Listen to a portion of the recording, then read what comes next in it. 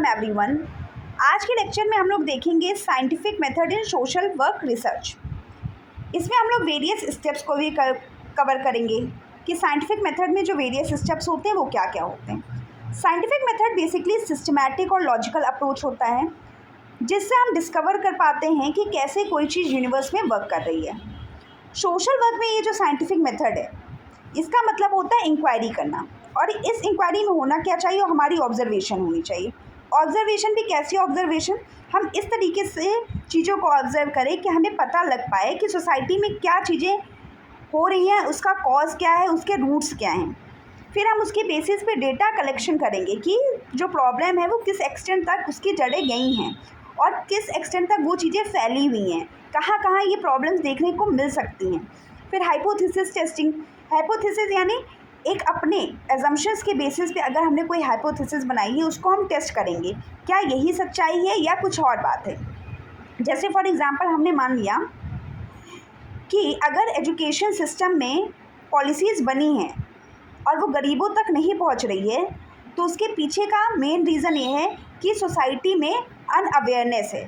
ठीक है, अब हम इसके बारे में रिसर्च करेंगे कि क्या सच में ऐसा है कि अवेयरनेस ना होने की वजह से जो भी पॉलिसीज़ है वो बच्चों तक नहीं पहुंच पा रही हैं, या फिर कुछ और प्रॉब्लम है कि वो लोग एडमिशन लेने आ रहे हैं, हम उनको फ़ीस की वजह से नहीं लेने दे रहे हैं। ठीक है, फिर उसके बाद हम एनालाइज करेंगे, एनालिसिस करेंगे कि कैसे हम सोशल इश्यूज़ को एड्रेस कर पाएंगे या फिर वेलफेयर सर्विसेज को इम्प्रूव कर पाएंगे। ये डेफिनेशन जो है अर्ल बैबी ने दी है अपने work the practice of social research में। अब हम लोग आगे बढ़ेंगे। जो साइंटिफिक मेथड होता है सोशल वर्क रिसर्च में वो काफ़ी सिस्टमैटिक है और ऑब्जेक्टिव है और लॉजिकल प्रोसेस है जिसका हम यूज़ करते हैं सोशल प्रॉब्लम्स को अंडरस्टैंड करने में, बिहेवियर को समझने में और वेलफेयर इंटरवेंशंस के लिए, कि हम सोसाइटी में कुछ जो वेलफेयर स्कीम्स वगैरह हैं वो लागू कर सकें। ये मेथड हमें इंश्योर करता है कि जो फाइंडिंग्स हैं, जो हमारा आउटकम आ रहा है, रिज़ल्ट की जो फाइंडिंग्स आ रही हैं वो हमारे पर्सनल ओपिनियंस के बेसिस पे ना हो, हमारे एजम्पशंस के बेसिस पे ना हो। इसीलिए तो हम लोग हाइपोथेसिस टेस्टिंग करते हैं कि हमारे जो पर्सनल ओपिनियंस हैं उसको हम टेस्ट कर पाएँ कि ये भला सही भी है कि नहीं सही है, और जो हमारे बायसेस हैं उसके बेसिस पे ना हो। जबकि साइंटिफिक रिसर्च जो सोशल वर्क में है वो क्या प्रमोट करता है कि जो आउटकम आए वो एविडेंस बेस्ड हो, उसको हम वेरीफाई कर पाएँ और वो रेप्लिकेबल हो। रेप्लिकेबल का मतलब कि अगर हमारे रिसर्च के थ्रू वो आउटकम आया है और दूसरा व्यक्ति भी वही रिसर्च कर रहा है तो उसके में भी सेम आउटकम आना चाहिए। फिर इम्पोर्टेंस क्या है सोशल वर्क रिसर्च की? सोशल वर्क रिसर्च की इम्पोर्टेंस ये है कि social work research objectivity provide करता है सोशल प्रॉब्लम्स को समझने में। ऑब्जेक्टिविटी का मतलब ये है कि चीज़ें अगर प्रॉब्लम है तो उसका प्रॉपर डेटा होगा, उसके प्रॉपर कॉजेज़ होंगे, जो कि प्रॉब्लम्स के सटीक कॉजेज़ होंगे, है ना, विद प्रॉपर डेटा मेजरमेंट सब कुछ होगा। क्यों प्रॉब्लम्स है, कितने एक्सटेंट तक प्रॉब्लम है। जैसे फॉर एग्जांपल लोग जो है लड़कियों को नहीं पैदा करना चाहते, है ना, सोसाइटी में गर्ल चाइल्ड जो है उसके अगेंस्ट में सोसाइटी काम करती है। अब इसकी टेस्टिंग हम कैसे कर पाएंगे? जो चाइल्ड सेक्स रेशियो होगा, जो विमेन टू मेल का जो रेशियो है, यानी फीमेल टू जो मेल का जो रेशियो है, सेक्स रेशियो, उसके थ्रू पता लगेगा। अगर वो नंबर्स कम है तो ये कहीं ना कहीं प्रूव कर रहा है कि जो भी चीज़ें हमारा अंडरस्टैंडिंग है कि सोसाइटी में मेल डोमिनेंस ज़्यादा है और मेल को लेकर के जो है ज़्यादा इंटरेस्ट रहता है लोगों का सोसाइटी में, है ना, फीमेल को लेकर के क्या है सोसाइटी बोझ मानती है। तो ये चीज़ें हमें ऑब्जेक्टिविटी के थ्रू पता लगेगी। सोशल प्रॉब्लम्स हम एड्रेस कर पाएंगे through objectivity with proper data, facts and analysis. और क्या है जो सोशल वर्क है, ये एविडेंस बेस्ड प्रैक्टिस को प्रमोट करता है, यानी हमारे पास सबूत हैं तब हम चीज़ों को उसके ऊपर काम कर रहे हैं। हमें पता लग चुका है कि फ़ीमेल का जो सेक्स रेशियो है वो नीचे है, मेल्स की पॉपुलेशन ज़्यादा है पर 1000, जबकि फीमेल्स की पॉपुलेशन कम है। तो इसका मतलब कहीं ना कहीं सोसाइटी में कुछ तो प्रॉब्लम है। हम प्रॉपर डेटा की एनालिसिस करते हैं कि कितने फीमेल को फीटस बनने से पहले ही मार दिया जाता है ना। उसी के बेसिस पे हमने PNDT एक्ट लाया, है ना, सोसाइटी में इसको इम्प्लीमेंट कराया, और ताकि फीमेल्स की एजुकेशन को प्रमोट कर पाएँ, इसलिए बहुत सारी स्कीम्स मुहैया कराना सोशल वेलफेयर एडमिनिस्ट्रेशन के थ्रू। तो ये सब चीज़ें मतलब क्या है कि जो भी हम प्रैक्टिस करेंगे वो एविडेंस बेस्ड प्रैक्टिस होगी। हमें पहले प्रॉब्लम पता लगेगी, उस प्रॉब्लम को फिर हम जड़ से ख़त्म करने की कोशिश करेंगे। ये सोशल वर्क रिसर्च करता क्या है, ये क्रिटिकल थिंकिंग को इंकरेज करता है और प्रॉब्लम्स को सॉल्व करने के तरीके ढूंढता है। सोशल वर्क रिसर्च जो है ये सोशल प्रोग्राम्स को इवैल्यूएट करता है और पॉलिसीज़ को इवैल्यूएट करता है कि जो सोशल प्रोग्राम्स बने हैं उसे सच में क्या सोसाइटी में कुछ चेंजेस लाए हैं या नहीं लाए हैं, या पॉलिसीज़ का सोसाइटी में जो सोशल चेंज है सोसाइटी के ऊपर कितना इम्पैक्ट पड़ा भी है या नहीं पड़ा है, और ये क्या सपोर्ट करता है, development of new theories and models. Society में कुछ अच्छा करने के लिए कुछ नई थ्योरीज़ आती हैं, नए मॉडल्स आते हैं। ये सब कैसे पॉसिबल हो पाता है, जब हम क्या करेंगे, सोशल वर्क रिसर्च को प्रमोट करेंगे। अब स्टेप्स क्या होते हैं साइंटिफिक मेथड में। पहला तो है कि हम प्रॉब्लम को आइडेंटिफाई करेंगे। प्रॉब्लम को आइडेंटिफाई करने का मतलब कि हम पहले प्रॉब्लम ढूंढेंगे कि सोसाइटी में प्रॉब्लम क्या है, फिर उससे रिलेटेड लिटरेचर्स को, यानी वही सेम प्रॉब्लम से रिलेटेड जो पहले रिसर्चेस हो चुकी हैं उनको स्टडी करेंगे, रिव्यू ऑफ लिटरेचर। फिर उनकी स्टडी करने के बाद में हम अपने एजम्पशंस के थ्रू एक हाइपोथेसिस बनाएंगे।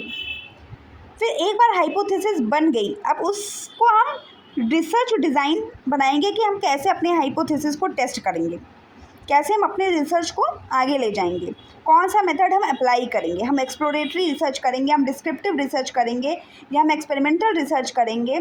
ये सब चीज़ें हम रिसर्च डिज़ाइन में डालेंगे। फिर हम डेटा को कलेक्ट करेंगे। डेटा को कलेक्ट करने के बाद उसकी एनालिसिस, उसका इंटरप्रिटेशन, फिर हम फाइनल कंक्लूजन पे आएंगे। अब हम आते हैं इन सब के डीप एक्सप्लेनेशंस पे। क्या है आइडेंटिफिकेशन ऑफ द प्रॉब्लम में क्या है, सोशल इश्यूज़ या प्रॉब्लम को हम क्लियरली डिफाइन करते हैं। रिव्यू ऑफ लिटरेचर में जो प्रीवियस रिसर्चेस हैं और एग्जिस्टिंग थ्योरीज़ हैं उनकी स्टडी करते हैं। क्यों हमें ज़रूरत है इसकी स्टडी करने की, ताकि हम डुप्लीकेशन ना करें, है ना, और अपना नया थ्योरेटिकल फाउंडेशन जो है बिल्ड करें, है ना। जो पहले से ऑलरेडी चीज़ें हो चुकी हैं हम उनको डुप्लीकेट करके दोबारा से उसको रिपीट ना करें। फिर हम हाइपोथेसिस को फॉर्मुलेट करते हैं। हाइपोथेसिस क्या होता है, एक टेंटेटिव स्टेटमेंट होता है, एक टेम्पररी स्टेटमेंट होता है जो हमारे एजम्पशंस पर बेस्ड होता है, जो कि दो वेरिएबल्स में रिलेशनशिप इस्टेब्लिश करता है। अब रिसर्च डिज़ाइन की बात करें तो रिसर्च डिज़ाइन क्या है कि हम रिसर्च किस तरीके से कंडक्ट करेंगे उसकी प्लानिंग करते हैं। हम रिसर्च मेथड को पहले सेलेक्ट करते हैं कि क्वांटिटेटिव करना है कि क्वालिटेटिव करना है या मिक्स्ड करना है। फिर उस हिसाब से हम सैम्पल को चूज़ करते हैं, टूल्स को चूज़ करते हैं और टाइम फ्रेम डिसाइड करते हैं कि हमें कितने टाइम फ्रेम में अपना जो रिसर्च है वो कंप्लीट करना है।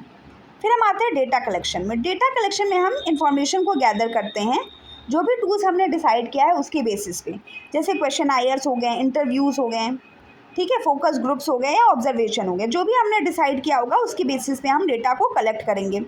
फिर हम इंश्योर करेंगे कि जो भी डेटा हमने कलेक्ट किया क्या वो वैलिडिटी है, जो हम रिसर्च करना चाहते थे वही हमने किया है, उसी बेसिस पे डेटा कलेक्ट किया है, और क्या ये रिलायबल है हमारा डेटा कलेक्शन, यानी कि अगर हम दूसरा मेथड अपनाते हैं या दूसरों से रिसर्च करवाते हैं तो क्या सेम आउटकम आएगा। फिर उसके बाद हम फाइनल आते हैं एनालिसिस और इंटरप्रिटेशन पे। हम क्या करेंगे, ऑर्गेनाइज करेंगे जो भी डेटा हमें मिला है, उसके बाद हम उसका इंटरप्रिटेशन करेंगे ताकि हम हाइपोथेसिस की टेस्टिंग कर पाएँ। फिर हम स्टैटिस्टिकल टूल्स का यूज़ करेंगे ताकि हम थीमेटिक एनालिसिस कर पाएँ। ठीक, थीमेटिक एनालिसिस हम किसके थ्रू करेंगे, स्टैटिस्टिकल टूल से करेंगे। स्टैटिस्टिकल टूल से ही हम फाइनल कंक्लूजन पे पहुंचते हैं और उसी को हम थीमेटिक एनालिसिस करते हैं कि हमारा जो हाइपोथेसिस टेस्टिंग है वो क्या प्रूफ कर रहा है। फिर हम फाइनल कंक्लूजन पे आएंगे, जो भी आउटकम आएगा डेटा की बेसिस पे हम वो कंक्लूजन इस्टेब्लिश कर देंगे। हाइपोथेसिस एक्सेप्ट हुई है या रिजेक्ट हुई है ये भी वहीं पर डिसाइड हो जाएगा कंक्लूजन में। फिर हम रिकमेंडेशंस मेक करेंगे, हम कुछ रिकमेंडेशंस देंगे सोशल वर्क प्रैक्टिस के लिए कि पॉलिसी जो है उसमें कुछ चेंजेस ज़रूरी हैं या नहीं ज़रूरी हैं, या हम उसी पॉलिसी को कंटिन्यू कर सकते हैं या उसमें हम कुछ सुधार ला सकते हैं, या जो भी चीज़ें हों, या सोशल वर्क हम करने के लिए और कौन से तरीके हो सकते हैं, कौन से मेथड्स हम अप्लाई कर सकते हैं। अब हम एग्जाम्पल को समझेंगे। जैसे फॉर एग्ज़ाम्पल हमने एक ले लिया कि अल्कोहलिज़म का इम्पैक्ट फैमिली पे क्या पड़ता है। ठीक है, फैमिली वेलफेयर में अल्कोहलिज़म के इम्पैक्ट को हमने टॉपिक चूज़ किया। अब हम प्रॉब्लम क्या इसमें हम देखेंगे, जो स्टेटमेंट ऑफ द प्रॉब्लम है वो क्या लेंगे कि जो हाई डोमेस्टिक वायलेंस है किसी भी हाउस होल्ड में, वो क्यों हो रही है, अल्कोहलिक मेंबर्स की वजह से हो रही है। अब हाइपोथेसिस हम क्या लेंगे, जो हमारा एजम्पशन है कि अल्कोहल कंजम्पशन जो है वो डोमेस्टिक वायलेंस को इंक्रीज़ करता है।